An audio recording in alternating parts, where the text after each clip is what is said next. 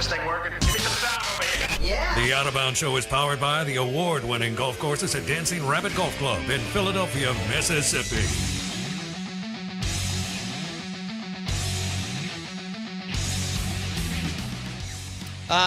The official truck of the Out of Bounds Show, the Ram trucks at Mac Hike in Flowood, MacHikeFlowood.com. That's where you need to go. Pick out your next pre-owned or new Ram truck, MacHikeFlowood.com. ESPN 105.9 The Zone, the Out of Bounds Show. I'm your host, Bo Bounce. We welcome in Chris Doering, SEC Network, All-American at Florida, wide receiver under Steve Spurrier. And CD joins us on the Yuengling Lager guest line. Oh, man, CD, how was your summer, buddy? It's good, man. I feel like you forgot about me, man. Like we broke up, and now I lost a bunch of weight, and I'm looking good. You want to start talking to me again, man? It's been a minute. Well, it was actually that crazy prediction. I was worried about you after this weekend. What are you talking about crazy, Bo? Hold on. Crazy? What's crazy about it? Because it's Kentucky? Yeah. First of all, Kentucky's not going 11-1. Did you look at the schedule, Bo? Yeah, I'm looking at it right now. I think Georgia's beating them by 100, by the way. All right. Let's say, all right, go. Did you look at Georgia's schedule? Yes, I did. All right, in fact, I think your Gators are. Who do they play the 3 weeks before they play in Lexington? Florida. And? Tennessee. And? At Mississippi State. It's in Lexington, isn't it? Yes. Yes. So it's Georgia plays there. Yes, you're right. All right. So three games succession that could be pretty challenging games. Sure. And then they got to go to Lexington, where last time they were there for a game that meant something in 2020. Lexington, was pretty good atmosphere. Kentucky loses 14-3. Last year they go to Athens. They hang in there somewhat, get a late touchdown that kind of makes it look a little bit bigger of a margin of victory than it was. But I think those failures against Georgia have them set up now to be able to take advantage. If that game is to go to the SEC championship game, you remember that environment in back-to-back weeks when they played Florida and LSU last year in Lexington? That was as good as it was in the SEC last year. True. It would be even better than that. Now, I may be dreaming a little bit, but you look at that schedule, all right? The worst they go is 9-3. They're even a bottom end of everything goes wrong, maybe 8-4. But that schedule is set up for success for Kentucky. I've got them 7-5. So give me the 5 losses. All right, I've got them losing to your alma mater. That's a bad pick. Okay. Well, I do want to talk about them here in a few minutes. Okay. I've got them going on the road to Ole Miss and losing. So you're buying all the Jackson Dart stuff? No, not yet. All right, so the Dart, Luke Altmaier, I would not be surprised if Altmaier eventually – I wouldn't be surprised if either one won it. I don't think Dart is running away with this thing. I think that's crazy talk. But Kentucky's rebuilding their secondary, so Lane will find a way, whoever is calling the shots, to create mismatches and make Kentucky look bad. And plus, I don't think Kentucky's going to score this year, which I want to get to here in just a minute. Okay. They'll split between South Carolina and Mississippi State. They'll lose at Tennessee. Hold on. Let's go back now. South Carolina has lost 7 of the last 8 to Kentucky. All right. Mississippi State but Will Muschamp is a terrible coach. I don't know if I agree with that either, but I will give you the benefit that, hey, it's a new coaching staff. Shane Beamer's got some things going. Mm-hmm. I think South Carolina overachieved last year. I agree. To some degree, too. So I think there's a little bit of false confidence there that may be difficult to replicate. But Mississippi State's lost the last 3 times they've gone to Lexington, so it's not like it's an easy win there either. So, I could see them maybe splitting it. They're definitely not losing both and could win both of them. And I agree with they are a different team at home. Now Stoops has done a good job considering who they are, and we're visiting with Chris Doering on the Out of Bounds Show. CD Stoops has done they're a basketball school. He's done a really good job, but they still haven't traveled well. I know they've got a couple of good road wins, but all in all, they are a totally different team on the road. All right, so let's keep going. They at Tennessee they lose. At Missouri, I think they should win that. Vandy, of course, they'll win. Georgia, they get smoked. I don't know what Satterfield and Louisville's going to have, and I don't know if anybody cares, but I'm just not – it looks like he's coaching for his job. He needs to get some things going, but I don't know really what they'll have in that game. So that's where – I could see 8-4, but I'd lean 7-5. So I think the Vegas total's at 7.5. I am absolutely in love with the over, obviously. But I think that's one of the best bets. I also think one of the best bets is Mississippi State's team total over this year as well, but that's a different story. Yeah, 6.5, I think it is for MSU, and I think they can get to 7, too, with Will Rogers, older and a veteran, and they've got some good pieces. He's the most disrespected quarterback in the league, the most tenured starting quarterback, and we don't even barely talk about him amongst the best in this league. He is because of his stature, and people just automatically assume that Mike can roll anybody out there and throw for 4,500 yards or whatever it is and X amount of touchdowns. Look, the kid's never going to be physically what we fall in love with, okay, on TV and as analysts or talking heads or whatnot. But I will say he's kind of their Drew Brees, CD, okay? And this is what I mean. Drew, I think, was disrespected most of his career, even when he and Sean started winning in New Orleans, just because of the way he looks. I think there's a lot of that for Will Rogers. His dad coaches right here. He's been a very successful high school coach. The kid's grown up on ball since he was 4 or 5 years old. I think he'll have a fabulous year, but there'll still be there'll be more names that you and I, to a certain extent, others will talk about just because of, one, where he plays, but two, how he looks. I hate the system quarterback label. Remember, I played in a system where a lot of folks thought the same thing. You plug a quarterback in or plug receivers in, and they're all interchangeable. The system looks good when you have the right people running the system, and certainly Will Rogers has gotten better and better. I thought that offense in the second half of the year started to hit a stride and set themselves up for a nice little run this year. Yeah, and look, they don't have a big name like the Powers do, but they collectively, those 6 or 7 receivers, Spurrier Jr. really likes them and thinks that they've got some, teeth and some buzz there. All right, so Chris Doering with the SEC Network, All-American wide receiver at Florida. Man, it's off the rails here. No guidance. We're just all over, jumping around all the teams in the league. We really are. All right, so we put the Kentucky thing to bed. You like the over. I think they're more 7-5. We'll see how that plays out. I want to go to your alma mater. Okay. From what you've heard the last couple of weeks, what is happening on offense at the quarterback position for the Gators and Billy Napier? I mean, I think it's firmly Anthony Richardson's job. I mean, I think that was the decision after spring. From what I understood, that the gap was significant enough that Anthony was the starter, and that the upside was significant enough that they were going to roll with some of the inevitable mistakes as he's learning the offense. One of the big additions to the offense this offseason, and that's early in camp made a big difference, was Ricky Pearsall, the wide receiver from Arizona State. Now, he got nicked up. Fortunately, the x-rays and all came back negative, so he's a shorter-term injury. But a lot of criticism from people, including I talked to some folks on the staff that felt like the receiving core that was left for them was all cookie-cutter, same guys, big, long, physical guys, but they didn't have that quick Kadarius Toney type player that they had a couple years ago. So Pearsall gives you a little bit of that wiggle, a little bit of the burst, a little bit of the suddenness from the slot. So I think he's going to be a big factor for them offensively this year. But this team is going to go as far as Anthony Richardson can carry them, and consistency is the word. He's got to be more consistent with his completion percentage.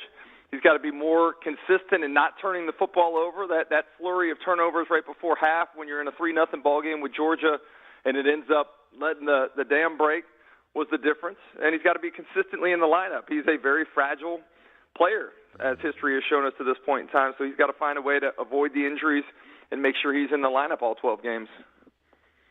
All right, you open up with Utah, and everybody's all up in, they're all hot and bothered over Utah, and they've got a veteran team, and Whittingham's excellent. That's like the fashionable team right now, isn't it? Like everybody's on this Utah train right now suddenly. I think y'all win the game. I think it's going to be extremely difficult. It's not but a 1.5 point line, so Vegas is looking at this as it could be a hell of a game first weekend. Do you think Florida will be ready to compete in a game since Billy Napier's new against a team that's had the same coach for 20 years and evidently veteran-laden, or do you think that Utah could work them? I think they'll be ready to go. I worry about a couple things. One, I think their first 22 is probably pretty good. I don't think they have a ton of depth, and I honestly wish this game was at noon because we would absolutely, and I say we, speaking firsthand, having played in the Swamp in September games, like we melted teams when they came in there. Tennessee, the reason why they struggled so bad, they couldn't put up with the September heat and humidity in the Swamp, playing below the ground there as the Swamp's dug out of the ground. So I wish we were playing that game at earlier time, but it still is going to be hot. It's still going to be humid. I know they've talked about practicing in the indoor out there in Utah with the heat turned up. You can't replicate. You know the South, man. No, you can't replicate what they're going to feel down here. So I'm with you. I honestly believe that they could win that game. I know that Utah is a top 10 ranked team right now, which means nothing in preseason polls, True. but I think they can win that game. But I think one of the reasons I have Kentucky beating Florida, not only do I think Kentucky's ahead of where Florida is in just terms of their program, but I believe coming off of what we expect to be a physical game against Kyle Whittingham's team probably has some hangover effect that I think would give Kentucky another edge there too. All right, fair enough. Chris Doering, SEC Network on the Yuengling Lager guest line. How big a step, well, if any, well, they got to take some kind of step back, but how big of a step back do you think Georgia will take with everything that they lost, even though Kirby's been recruiting gangbusters the last few years? I think it's a minor step back. I mean, you don't lose what I consider to be, the main pieces from a generational unit like Georgia had last year and not take a step back. Now, I agree with Kirby. They've got some really good players. They're going to have some guys that are hungry to step into that void that was left by, the 5 draftees from that side of the ball. But I think that it'll take some time. If I was playing Georgia, I'd love to catch them early in the season. I'm interested to see, what they do. I don't know if offensively they can afford to be as conservative as they were last year, leaning on the defense, because I just don't know that they're going to be as rock solid. So do they let Stetson Bennett throw the football a little bit more? Are they a little bit more aggressive on that side of the ball with Todd Monken, realizing that they've got to probably score more points than they did last year? I think that's one of the questions that I'm excited to see. Chris Doering on the Out of Bounds show. Let's go to the West. A&M is recruiting at this high level, but they go 8-4 last year. And, I mean, they lose to Mississippi State, Ole Miss, Arkansas, and a dead man walking Ogeron LSU team with 45 players. Yeah. Are you buying A&M this year? Hell no. I'm not either. They are the biggest overhyped team of the offseason. And a lot of it has to do with the recruiting classes and everything else. That's great. But I just think it's ignorant to think that these guys, whoever has recently been signed, you're going to plug and play with those guys in the SEC, and you're going to ascend from where you were last year. You just went over the litany of losses that they had last year. The problems last year: quarterback, wide receivers couldn't separate a bit, and so I don't think you've necessarily significantly upgraded. I'd have to see the quarterback play, and I don't even know who the quarterback's going to be there. So one, we're just going to automatically assume the quarterback issue's fixed. Two, you're going to have to show me that guys can get open and separate and make plays down the field, because they were miserable in the passing game last year. And then you lose not only some of the big-time players in that front seven, but you lose Mike Elko, who was the architect of that defense. Remember, we used to make fun of Texas A&M's defense in their first 5 years in this league because they were soft, because everybody, when they got to the SEC West portion of the schedule, everybody ran it right down their throats. Well, are they able to maintain that level of physicality? I like DJ Durkin an awful lot, but I think just discounting what they lost on the playing field from the defensive side and Mike Elko and thinking they're not going to take a step back there is disrespectful as well. All right, so you're not believing in A&M, and I don't blame you, and I'm with you. Who do you like in second place in the West? I like Mississippi State, man. I mean, again, we talked about them a little bit earlier. I don't believe in Arkansas. I think Arkansas has been a great story, but you don't lose all the production from Traylon Burks. You don't lose some of that front seven that they lost particularly Grant Morgan, the leader on that defense, and not take a step back that way too. I think, like South Carolina, they probably overachieved a little too much too soon, and the bar has now been set a little bit too high. So I think Arkansas take a step back. I think Ole Miss takes a step back. We talked about them a little bit earlier, but Matt Corral was the heart and soul of that team. Forget all the production on the field. I mean, just the leadership and putting that whole team on his back. That game against Tennessee when he went down and came back in. I mean, that dude was the inspiration in that locker room. You lose.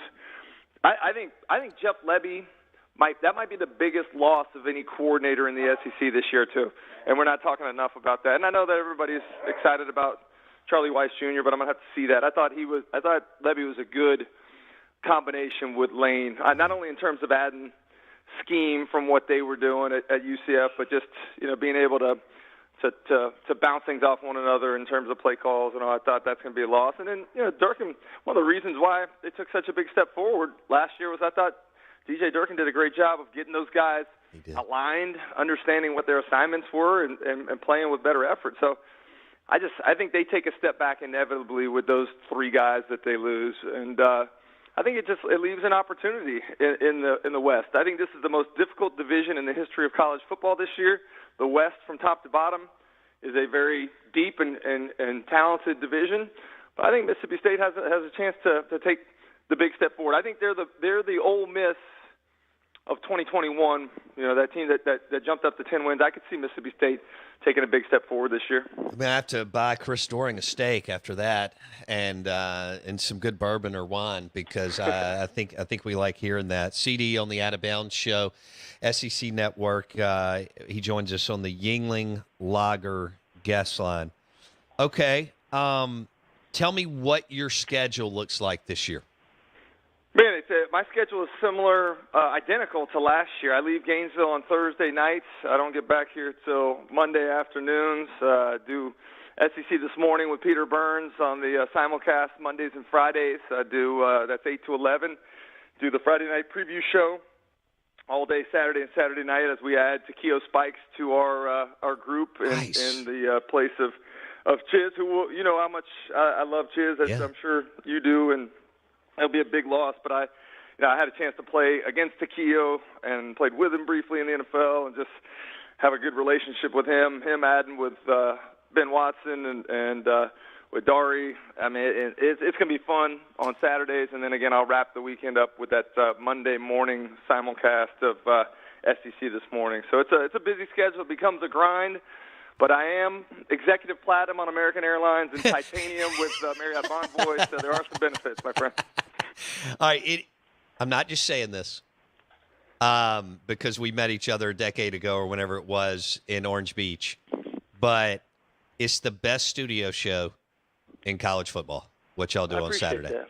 Thank you, man. Thank you for saying that. I think I love what we get to do, and I've talked to you about this before. We have an opportunity to have longer form highlights. We're talking, 4 or 5 minute highlights on mid-tier teams in this conference, whereas on ESPN maybe they get 2 plays. So we can dive deep in the teams that we know and love so much in this conference. I think our fans of this league appreciate that, and I could not say more about the guys that I get to work with, not only on set but behind the scenes too. It really is a dream come true. Next best thing to playing. So it's been a nice replacement for that loss of getting actually out there on the field and getting a chance to play. All right. Speaking of the show that you get to do on Saturday, and I think that's cool that Takeo Spikes is coming in with Ben Watson and Dari and you. How excited are you that we'll eventually add Texas and Oklahoma too, CD? I'm thrilled, man. I've never been to Austin. Obviously never been to a Texas game, so I'm looking forward to getting a chance to be a part of that. I mean, Oklahoma, both those teams, I mean, they're that's why the SEC added them. They're national brands. They are historical blue bloods in college football. And, I'm a little worried about the continued cannibalism that could take place, but sure. It's going to be a lot of fun, man. I think one of the things I respect the most about Brian Kelly is that he ran to the fire. Some other folks ran away from the fire. He wanted all of it, and I respect Texas and Oklahoma for wanting to come and be a part of it as well. All right, that was 20 minutes of awesomeness. I am now ready for Saturday night, and CD and Ben and Dari and now Spikes joining the crew, and that means we're going to have some really good football. I'm happy for you. You sound energized and excited. Continue the good work, and we look forward to catching up with you again soon, man. Bro, always love being on with you. Always appreciated the support and encouragement early in my career and your continued support in that manner. So your friendship means a lot, man. Thanks for having me. Thanks, CD. Appreciate you, bud. Chris Doering, SEC Network All-American at Florida. He joined us on the Yuengling Lager guest line. He loved Matt Corral last year. He likes Will Rogers this year and Mississippi State. So can Will Rogers and Mike Leach and that MSU defensive line drive them to 8-4? I think that would be pretty amazing. If you go 9-3, he's SEC Coach of the Decade because you draw Bama and Georgia. Yeah. Now, where he's going with that is Georgia has to play Florida and Tennessee before they travel to Starkville. What you're hoping is they are so disinterested, thinking we'll win by 40, which on paper, maybe they should win by 24 or 21, and that Starkville, Mississippi is insane that day or night, depending on the pool. But you would think, let me look at the lineup that day. It'll be tough. It could be day or night. Even though Georgia is a mega brand and a monster name. Bottom line is that would be insane if they play Florida, play Tennessee, and no show in Starkville and give MSU a chance to win.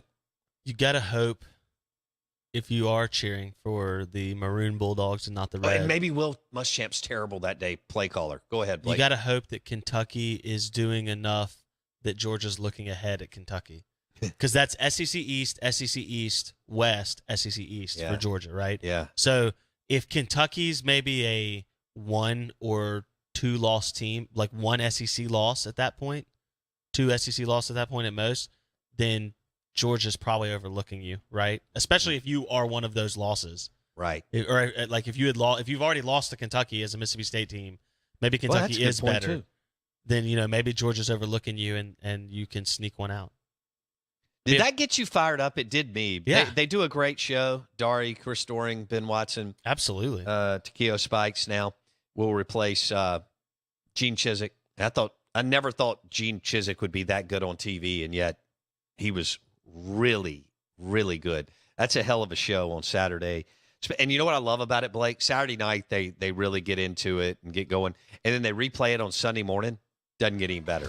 The Out of Bounds Show is brought to you by Highball Eats. Open for lunch and dinner in Fondren.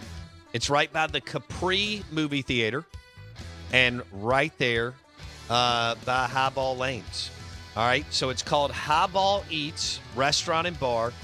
Robert St. John took his greatest hits from Hattiesburg, created a menu at Highball Eats, including the duck spring rolls.